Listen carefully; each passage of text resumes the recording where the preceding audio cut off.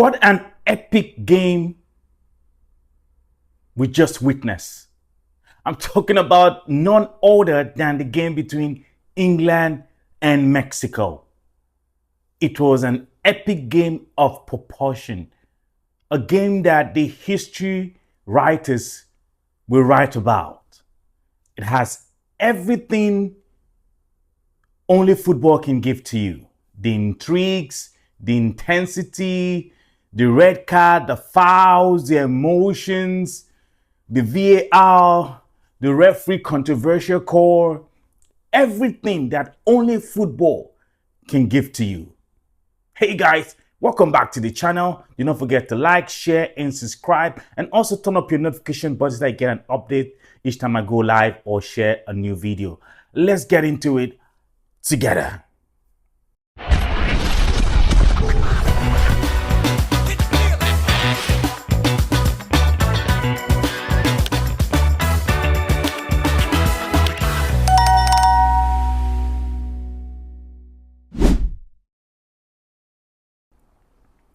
Now, let's start with some starts, right? When it comes to ball possession, the Mexican had 66% of the ball possession, while the British had 34%. And when we talk about numbers of passes, a total of 465 passes to the Mexican and 262 to the British team. You understand that as I go to dive deeper into the analysis of the game. Foul committed, the Mexican committed more foul actually, 13-6. And when it came to short on target or short, 23 shots from the Mexican and 6 from the British. The British had 4 attempts on goal, they scored 3.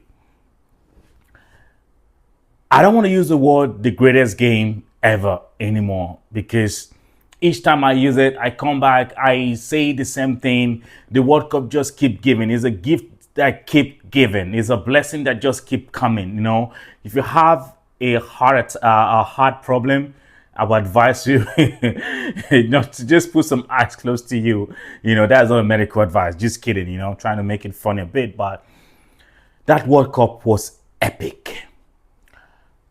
After the game, the British had against Congo and Ecuador against Mexico, people wrote off the British team. The bet market, poly market says that the British the Mexican had more advantage than the British because of one game. And I did make a prediction. You can check that out. My big prediction. My prediction was they were going to win. I put it at 3-2. The score line to be 2-1 in favor of the British team, but the game ended up at 2-1. Why did I say that? Because I knew that the Mexicans were playing off the emotion of their fans, and if you play football with so much emotion, it tends to get the best of you. There's only so much emotion can do for you, and experience does better than emotion. It was intense. The fans didn't let them. There were dirty tactics being used by the fans. It was almost 90% home advantage. They've never lost in that stadium. So it's not just the fact that they were beaten as a host nation. It's the fact that the record they've been holding for a long time just got broken in a dramatic fashion. That is football. That is how you play the game. When I did a recap of the game between France and Paraguay, I was so upset because of how negative the Paraguayans were. They were anti-football. This is how you fall. This is how you entertain the team. You give it all. You leave everything on the pitch. You know, your blood, sweat, everything on the pitch. 3-2 was a remarkable scoreline. The Mexican gave all they could. But when you have a team with the likes of Bellingham and Kane, it's just that extra X factor that they lacked. But you did well. So kudos to you. You should be proud of the way you played. You gave everything, despite the British team going a man down from the 54 minutes. Quansah, that was an amateur tackle from Quansah. There was no need to make that tackle at that point. No need. And when the referee was shown the slow motion static footage, of course, his leg was right on the shin, which is the rule that once the stud is above the above the shin, is almost guaranteed to be red card. So I had no doubt that they were going to call it, but the on-field decision was play on, but the VAR called it and got a red card. So for me, from play on to red card is a huge line, a huge line that I don't think should have been allowed to happen, but it happens. So the game had everything, VAR controversy.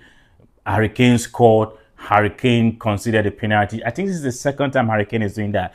There was a game he played at, I believe it was in Bundesliga or against Real Madrid or so. He scored and he conceded a penalty. I think it was in Bundesliga. I was watching that game.